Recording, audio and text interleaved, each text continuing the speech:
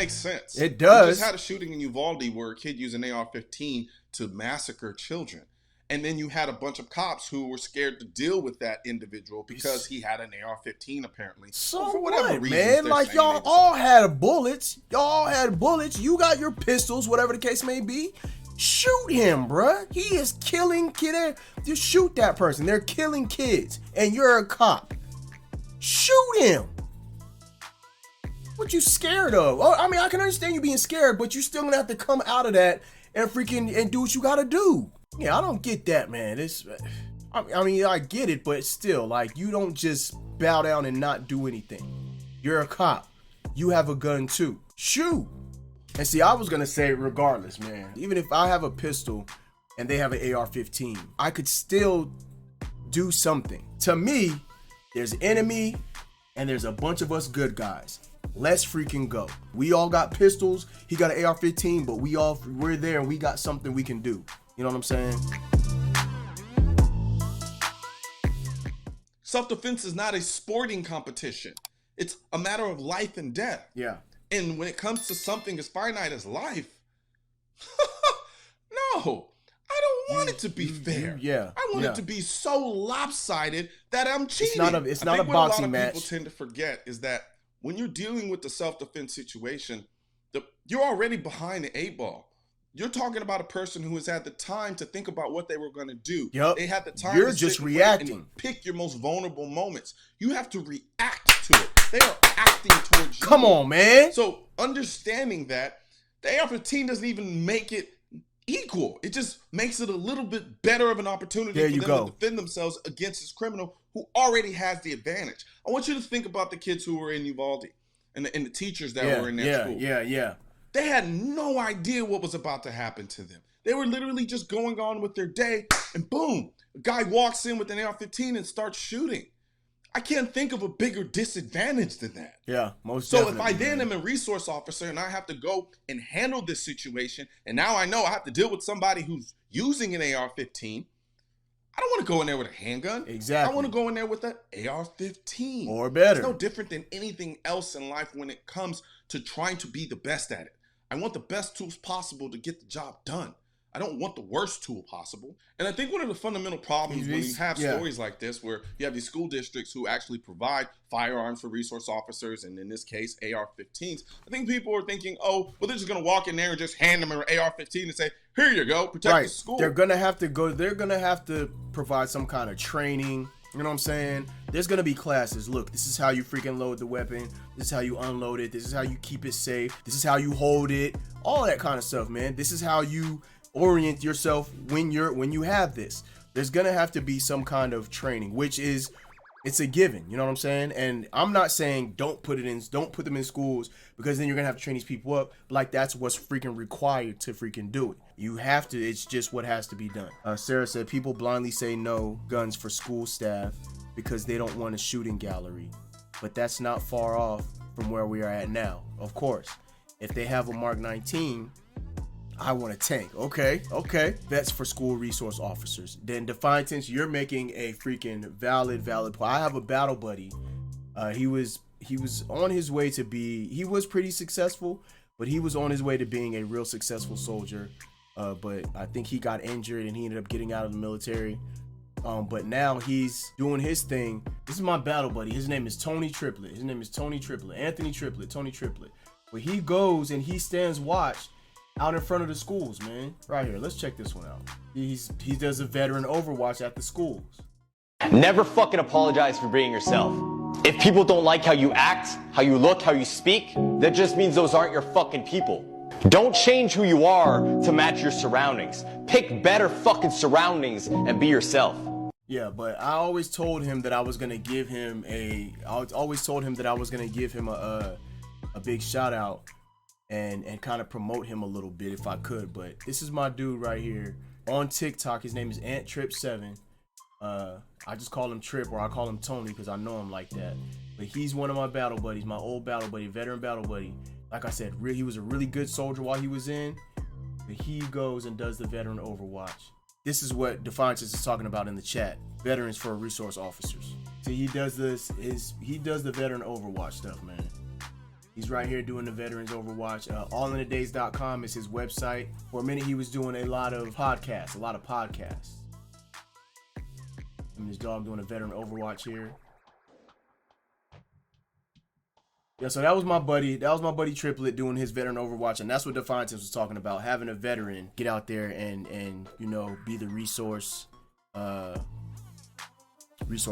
and stuff like that. So yeah, I get it, and I would agree with that too. You know what I mean? I would agree with that also. Let's go. They clearly state that there's a process by which they go about doing these things. There's going to be training involved. That's in what these I was things, saying. which is also ironic to me because in one breath, people who are sort of kind of anti will say things like, yeah, I just feel like people should get more training. Well, I mean, that's just an excuse to make firearm ownership as hard as possible. Because when you establish that there is training for something, you're always going to fall back on I wish there was more training. And then I wish there was more training. And then I wish there was more training. And before you know it, you're going to say, well, you need to be a Navy SEAL in order to have a firearm. See, that's crazy, man. That completely undermines and really, as long purpose as of the Second Amendment. As long as you know, to me in my mind, as long as you know the basics and the fundamentals, okay, then you go ahead and own. You know what I mean? But going out practicing with it, getting more used to handling and stuff like that, you have to get more comfortable with it and know, you know what I mean? That's the kind of stuff that's gonna get you out of that scare factor. Y'all feel me? Let's go. So, if you haven't been paying attention, I guess I'll answer this question. So how do I feel about this school providing AR-15s to the resource officer in order to protect kids if something were to ever go down? Personally, I like the idea.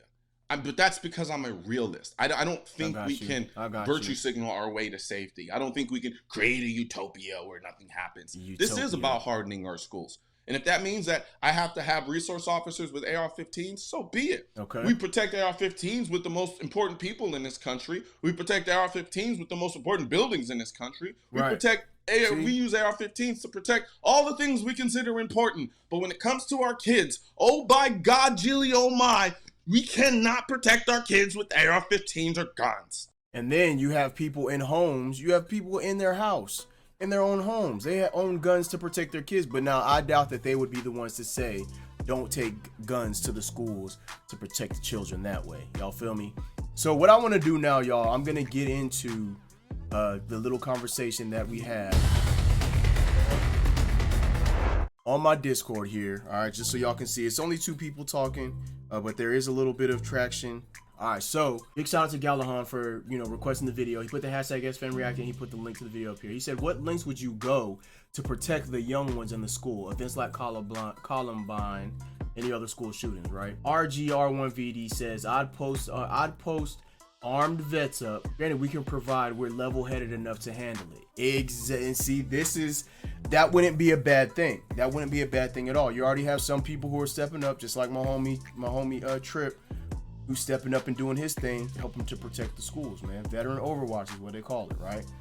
Gallahan said, I think it's a great thought debate. On one side, yes, a defensive weapon would help prevent issues, but on the other side, who defends against the defender? Where is the checks and balances of the one who has the ultimate authority of said weapon? Not really what I was getting at, but I can see where he's coming from. Who defends against the defender? The people who make the rules, man. The people who are saying, hey, we're gonna put things in place for people to, you know, so they can have the weapons in school. That's the stuff that I was talking about earlier, man.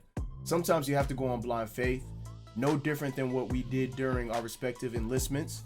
People also need to stop living in fear of the idiots making the policies. Stop living in fear of being canceled. Stop relying on tyrannical government, both left and right, to make it better. People need to wake up, pull their heads out of their collective 4th points of contact, rise up like their forefathers, and take back our freedom. Because until they do, stuff's got to go a lot worse before it gets any better. I bet within a few years they'll put armed police bots in school. So I just seen something, Sarah, talking about armed police bots and like artificial intelligence. I seen something where I think there was 4 robots that were working at NASA or something like that. So you know what I'm saying? I think 3 of them killed people, and then one of them realized that they had issues, so he connected to a satellite to look up ways to fix itself. RG says, trust me when I say this. and know it comes with a certain amount of danger doing so. But there's a lot of us out there who've been putting plans, resources, etc. into place, and we've been doing it under the radar so the alphabet community can't swoop in and shut us down. We've been preaching left and right about the importance of our freedom and liberty. We will not submit, nor will we live in fear. But the only way we win is if everyone contributes. The only thing necessary for evil to succeed is for good men and women to idly sit around and do nothing. The tree of liberty must be refreshed from time to time by the blood of patriots and tyrants. It is its own natural manure. Those who willingly give up their rights and freedoms for temporary protection from the government deserve none, nor shall they receive any when it comes time for accountability. Pretty simple solution to an increasingly difficult problem. Or as I like to put it, rise up and fight back alongside us, or get the hell out of the way. If you're not going to do anything useful, then you're going to be cannon fodder in the coming storm. Gallahan just said you went full Declaration of Independence. RG said it's because it's time for it. It's been time since these domestic terrorists started their stuff back in the 2010s. I'm brutally honest. I don't lie, cheat, or steal. I don't see the advantage in it. I'm completely disabled, yet I still fight for the good for the fight. I still fight for the good fight on people's behalf. My oath never ended. It's no different for anyone else who's donned the uniform. There you go. So that's just some of the talk that's going on in my Discord about it. We shouldn't be afraid to step up and protect ourselves. But yeah, man, I definitely agree that, you know, people shouldn't be afraid to protect themselves. We shouldn't be held back from being able to protect ourselves. There's different ways about going about it when in schools and stuff like that, whatever the case may be. If having guns in schools, okay, we don't have to do that, but at least have, you know, the veteran Overwatch or whoever volunteer Overwatch do what they got to do. And I would hope that government officials or, you know, local government officials and stuff like that would help support that kind of stuff. You know what I mean? So yeah, that's my whole take on it. That's what I think about it, man. I don't totally disagree with it, but with me, some questions just arise, and you know, there you go. That's how it is, man. So anyway, I want to thank y'all for coming through and checking us out on that one. I got to give a big shout out to Gallahan for putting that hashtag SFAMReact and the link to that video in the Discord. If y'all want to come through and request some more reactions, just go to the very bottom link in the description, and y'all can check out my Discord there. Go to the hashtag SFAMReact and put in your hashtag SFAMReact and the link to the video, and I'll get to it as soon as possible, man. Thank y'all for coming through. But yeah, thank y'all for coming through and rocking with your boy, man. It's your boy Thursday Lynch. SFAM, stand up, salute, stay focused and motivated. Get motivated up in this jank one time. Deuces, love y'all to death, and we out, man.